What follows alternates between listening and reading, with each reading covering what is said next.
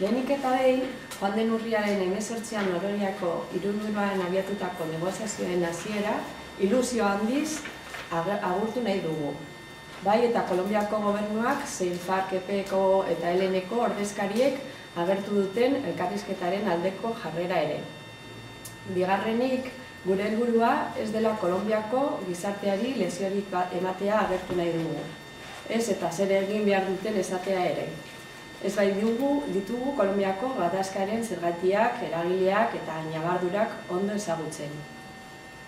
Hirugarrenik, distantzia handiak bereizten gaituen arren, Kolonbiako herriarekin elkartasun sakon batek lotzen gaituela azpimarratu nahi dugu.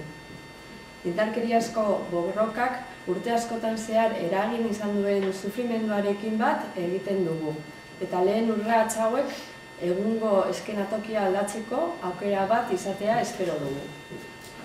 Laugarrenik, itxaropen mezu bat bidali nahi dugu. Denon laguntza beharko duen aldaketa garai bat zabaltzen da. Horien arte, mesfidantza egon den lekuetan, konfidantza sortzeko garaia. Orain arte, apurtuta zeuden zubiak berraikitzekoa.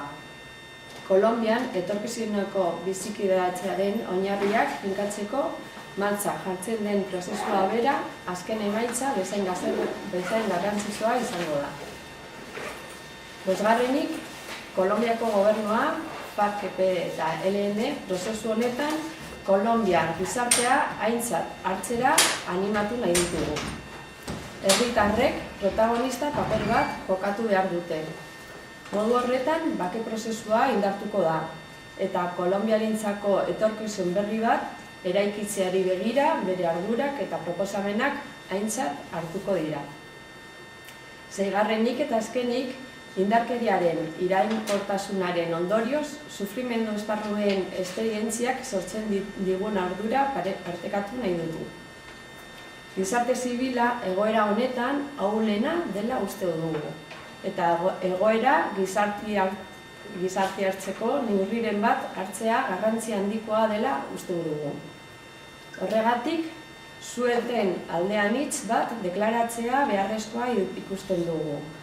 Modu horretan, gizarte zibilaren segurtasuna ziurtatzeko, prozesuarengan konfidantza sortzen laguntzeko eta prozesuaren parte diren eragile guztien parte hartzea berdintasun baldintzetan ematen dela bermatzeko, Kolonbiako gizarte zibilinera barne.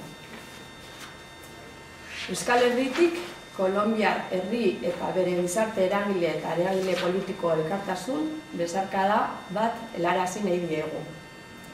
Bakea, oinarrizko giza eskubide bat delako uste osoa baitugu, eta Kolonbiako gizarteak eskubide hortaz gozatzeko aukera izan behar baitu. Horregatik, Kolonbian ematen diren aurrera pasuetan fokua mantentzeko konpromesua hartzen dugu eta gure laguntza eta elkartasuna eskaintzen dugu.